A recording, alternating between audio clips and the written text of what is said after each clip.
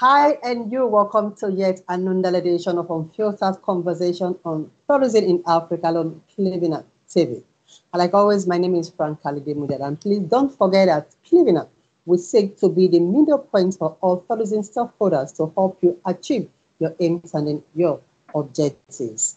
All right, today I have as my guest Mr. Joseph Kafunda. He's the operational manager, Rafiki Towers, and we'll be discussing facilitating investment in sustainable tourism development in Namibia and Botswana. You're welcome, Mr. Kafunda. Thank you. Good evening, everyone. Yeah, thank you for being my guest this evening. All right, let's start with this, please. Could you please introduce yourself to the audience? Yes, my name is Joseph Kafunda. I'm from Namibia, and I'm the operational manager of Rafiki Tour Safari, which is a safari company registered here in Namibia, but we do conduct tours in Namibia, Botswana, Zambia, Zimbabwe, and also different African countries such as Malawi, Mozambique, and then we do Tanzania and Kenya as well. So we are about intra-Africa travel and tourism at Rafiki Tour Safari. All right, well, let's get one thing. Let's get the basics first. Why are you in the field of tourism? Why the interest in tourism? I think the interest came because tourism has been considered in Africa as a foreign kind of job, where local people, we are always looked down that we cannot be able to render the same services as other people. So we need to be a disruptive leaders. And when you want to be a disruptive leader, you need to understand what are the impact, what are the opportunities that come within the tourism. And I joined the tourism industry also just because it's an opportunity that it allows you to learn and explore so many things at the same time. So my advice, or I always say, also you need to speak a foreign language in order to join the tourism industry. So once you can be able to speak one foreign language, it's become more easier for you and more accessibility for you to be in the field that I've chosen. All right, let's get the concept of safari first. When you say safari, what does it really mean? And then when after the explanation, let's will stay on X-ray, okay, the rates, the growth of safari in Africa. But please let's start with the introduction or the explanation of the word safari first. Let's get that basics. When you look at the words, how I can be able to put it, what is the meaning of safari? Safari actually derived from the Maasai people. Maasai, which are people find in the Kenya, in the Serengeti and Masai Mara. And for them, as their own language that they speak Swahili, which is going to become an African language very soon. And for them, when they go traveling or they go walking, they say tunaenda safari. It's like we are going just for a visit or we are going to see things around. So that's where the meaning of the words come from. So we have incorporated that also with traveling. When we said I'm traveling, I'm going for a safari. Now we relate mostly safari to game drive, when you can do animal sightseeing, you can go into the national park and drive around the national park. But an understanding of that, it means you travel. So there's no difference between when I say I'm going for a safari and I'm going for a game drive. It's almost the same. Is that right? So could you rate the growth of safari in Africa?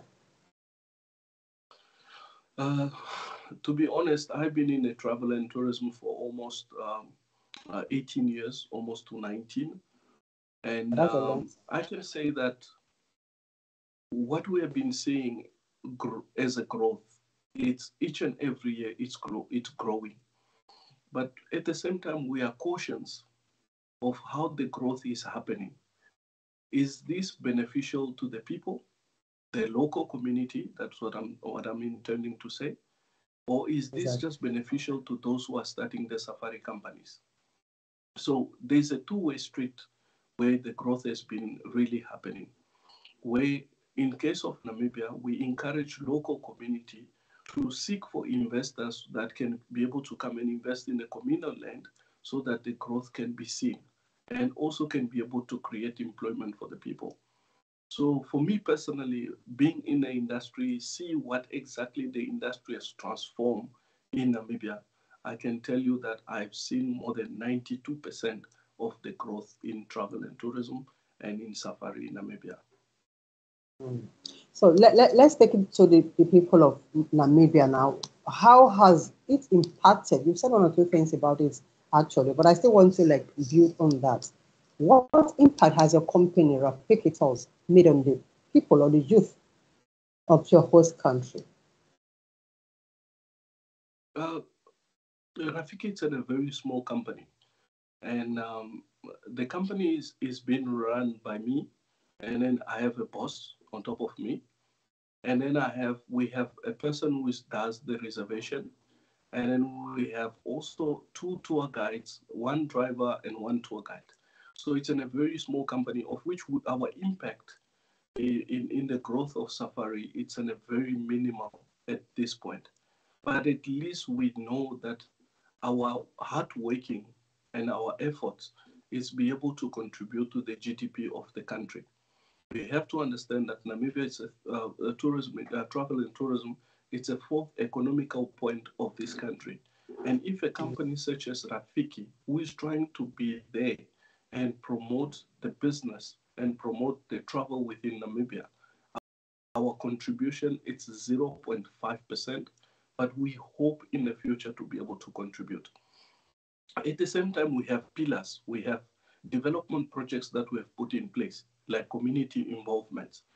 We do a lot of community development work through Rafiki, where we promote travel and tourism. We promote different that needs to be promoted, cultural tourism, traditional travels, and medicational tourism, where we invite people to travel within the local community and learn more about the traditional medicines, learn about more cultural events that is happening within a community. That is in a way of contributing towards the development of this country, especially in Namibia in these terms. Right. So let's go back to Safari Tools and your own company, now, which is Rafiki Tools and Safari. All right. So how can you tell us one or two things about the company and your? Okay, let's start with one or two things about the company. Uh, Two things about Rafiki is that when you travel with us, you just don't travel with anybody. You travel with people who are from the community, people who speak different multi languages that will facilitate you to have an understanding of the culture, the history, and everything that need to be known as a know-how of the community that live within Namibia. I personally, who is an operational manager of Rafiki, I speak about 8 languages. So when you speak 8 languages, you add value to the people who are traveling. And also when you travel with Rafiki, let's first understand also what is the meaning of Rafiki. Rafiki means friend. It's a name which derived from the Lion King, where the monkey, it was a I friendly think I person remember or that. personal in that. Yes. So you are traveling with Rafiki not as a business or as anybody else, but you're traveling with friends. Because after you go back home, we become friends and we can start chatting with you. We can start reaching out to you. So you are traveling with Rafiki for those 2 reasons. All right. So how conducive is Namibia and Botswana? Very easy. We share borders from south to the north. And very good news is that us in Namibia, as Namibian, we can be able to travel now to Botswana by using our own ID or identification card. Namibia and Botswana have always had very good relationship, dated back even before uh, our independence, which was 1990. Botswana was a home, our safe place when we seek safety net. We will go to Botswana. So we are trying to build that relationship between the 2 countries. And when it comes to travel and tourism, Rafiki is well established also in Botswana. We do a lot of tours in Botswana. We have about 3 employees that are in Botswana and they deal only with Botswana. So we deal with Namibia. The idea of Rafiki also, since we are all friends, is to create a 54th throne so that we can have Rafiki in each and every African country so that we can create a synergy through intra-Africa travel and tourism. Very, very important. All right, you currently work in two African countries for now. So how easy, all right, is it for you guys to operate in these two African countries, Namibia and Botswana? It is very easy. If you create partnership, all you have to do is find the right partner that you can be able to create a synergy, you can have an understanding with that person. But crossing into Botswana, I, as a Namibian, am allowed to be in Botswana for 90 days. I can be able to visit Botswana for 90 days and then I have to come back to Namibia. But when I'm in Botswana, we have to understand it's not for me to take the job for the Botswanan people because there are also people who speak French, there are people who speak German in Botswana. So allow them to work through your company, but they are representing their own country. So that is the image that we want to do. But the synergy of working between the two countries, Namibia, Botswana, Zimbabwe, it's very easy. And also we have a community, it's like an organization, like ECOWAS. In Southern Africa, we have what we call SADC, it's Southern Africa Development Community, of which is all 14 countries, we are entitled to work in one another or create job opportunity within those countries. So Namibia, as a member, we are encourage our Namibians people to go to Botswana and work in Botswana, and we encourage Botswana to come to Namibia and work in Namibia. That's a good one. All right, in having to carry out these assignments, definitely you come across some challenges in it, right? Could you please discuss with us those challenges and then the possible solutions to them as well? I think in today's world, we have a lot of challenges. We have Chat GPT, which is a biggest challenge at the moment. But when we come to travel and tourism, especially for emerging entrepreneurs that want to start or join the tourism industry, the challenges is always capacity building. Where do you get help when you want to start a company? Who can be able to provide you with that help? We all didn't know that mentorship actually work until we get mentors, people who can be able to motivate us and encourage us from what we are doing. And then we see progress in our life. So most of the challenges that we face as an entrepreneur, as Black people, or anybody who's wanting to emerge from the ground to create a company, it's an asset because everybody wants to know that you can be able to deliver the work. Tourists, when they come to Africa, they want to know that you have the capacity. And capacity, they look at the vehicles. Do we have enough vehicles to render the tours? Most of entrepreneur doesn't have. And that is a challenge. The biggest challenges we have. It's not marketing, it's not finding the clients, but it's ending the execution of our job. Can we be able to execute it without having the materials? And that materials that one needs is to have proper vehicles, so that you can be able to pick up your clients from the airport, drive them around, and it's also cost effective because it make your job much easier and it make also the prices that you will go and charge that person much easier. So those are the biggest challenges. We lack mentorship, we lack people to motivate us, and we do not have enough assets and we do not have equipment to execute the end product. Wow. So, in curtailing these challenges, do you think there are roles the government of each African state or countries has to play in making sure that these challenges at least are minimized to a level where the country still benefits from it? Are there roles for the government of the country? There is always a solution, but we don't want a round table solutions. We want action solutions. That's We want the government through the resources that the government have, they can be able to empower 5 or 10 emerging tourism enterprise members, so that we can see from those 5 and 10 if they're able to do what it need to be done, and then we can progress with, or we can proceed to the others. Those challenges, I think it's not for the government to address them. It's for our own people or ourselves to take the initiative, create an initiative or a niche that can be able to support those who want to come up from the grassroots level. Government, they have their own agendas, they have their own problems. Okay. We cannot also take our own problem to them. So let us be the solutions. Let us educate one another and assist one another when we can, so that tomorrow we can have a brighter future. Mm. All right. You said you've been in the sector for over 18 years. Can we get a general overview? How do you rate the growth, okay, of the sector, especially in Africa itself? Not just about your company or your host community now, generally Africa. When I joined the travel and tourism, we were very few black people. And you could see also, even in accommodation establishment, the number of black people on establishment, it was very few.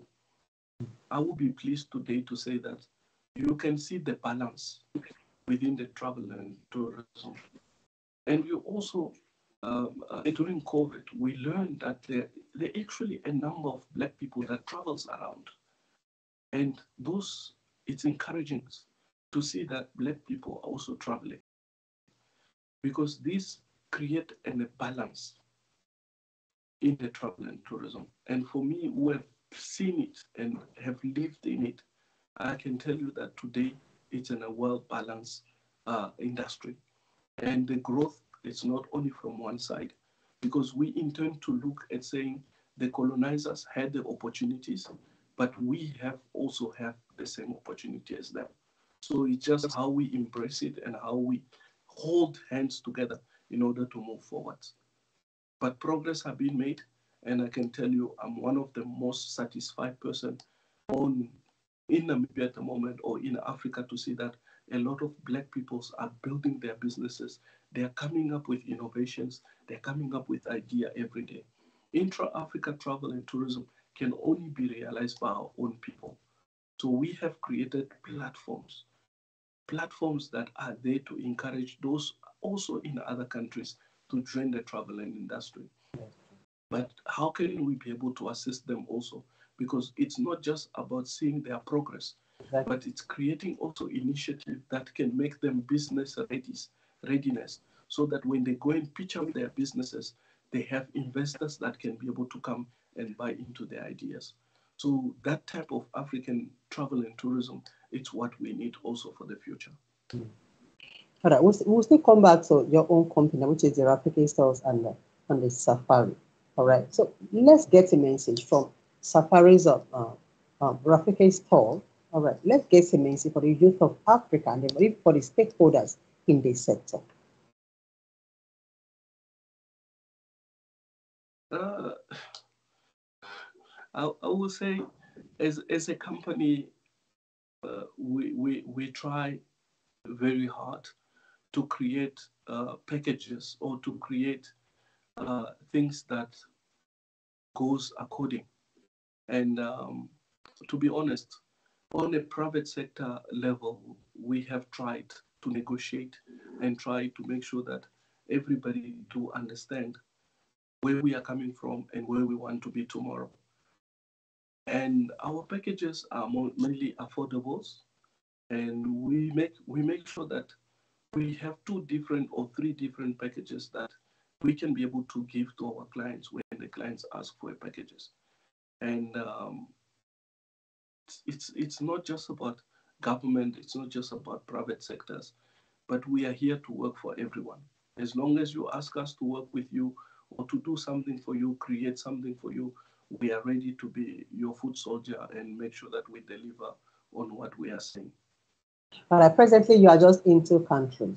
All right, so are there plans for you to go into other African countries and build businesses there? Uh, to be honest, the idea of Rafiki, like I said, it's for us to weigh 54 thrones of Africa. To have Africa is divided by 54 countries. So for us, having Rafiki in Egypt, Rafiki in Morocco, Rafiki in Mali, Rafiki in Nigeria, Rafiki in Ghana. That's our dream. That's actually my dream as the creator and the founder of Rafiki. But like I said, for now, I'm just an operational manager. I have another boss. So it's about that boss to embrace the same ideas that I created Rafiki with. But the idea is we are planning to expand. We have already expanded. We are already in Zimbabwe. We are already in Zambia. We are already in Malawi. And we are planning to establish Mozambique by end of this year. And both of them will be just with the same name, Rafiki, but it will be Rafiki Namibia, and then it will be Rafiki Botswana, Rafiki Zimbabwe, and we continue. So the movement, it's now. And for those who are willing to jump on this ship, they better join now so that we can start promoting them and encouraging those who wants to travel to those destinations for now. We have almost about 20,000 email address of clients that we have done. So if we can be able to share those packages with those other countries that we are planning to establish, definitely out of the 2,000, we can have about 60 to 80% of response. So like I said, for me, I'm open. I'm an operational manager. I'm entitled to make contracts or to discuss things with, but we are inviting everybody who wants to join on the wagon to create the Rafiki 54 Thrones. Join now. All right. As a tourism expert, what would be your advice to other stakeholders in the tourism sector? As a tourism expert, I don't think we need to use that terms anymore. Because if we use that terms, if I go to France today, I'll also be called a Namibian expert.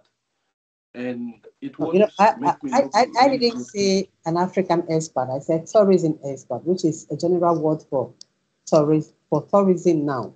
I mean, you are vast in tourism. Somebody that has over 18 years of experience in the sector, you should have one or two things to say to other stakeholders in the business that obviously might not be doing well in it. Yes, I think as a tourism expert on this regard, there are so many things that come with being an expert in the travel and tourism. First of all, service delivery, how you deliver your service, how you look at handling your clients, and how you want to make them become motivated towards the package that you want to sell. So I see there's a growth in that, and tourism is a big cake. That's what I said. It's not just a cake that we eat on your birthday and tomorrow there's no cake anymore. It's a cake that keep coming, and you as an expert, you need to become innovative of what you have proposed last year and what you can be able to propose tomorrow, because every client has the same, not the same specification when asking you for anything. So as an expert also, you need to be open-minded to know that, okay, these clients, they ask for this. How can I be able to translate their request into something that is going to be memorable? So it's a lot of work, but it's not a challenge. It's work for fun. You know, we say here in Namibia, I travel for fun, or I travel, I experience, and I get paid still at the same time. That's a life of an expert. So we travel for fun, but you need to be motivated, you need to be innovative, and you need to be encouraging so that you can be able to continue the movement. But I know in the course of our conversation, we've touched one or two places or one or two things in my last question. Actually, I want you to give a representative Rafiki tells now. What is your last message or your message for your tourists, potential clients, and all that? You know, there's never a last message. There's always the first one. Okay, let's Because start with that. this is I'm a proverb person. I love proverbs, and I always look at the last words as anything that you can be able to do that make you happy, do it. One never know where the cross line is gonna be, and for me, I find traveling as much as seeing a doctor where I need the therapy, I just go traveling.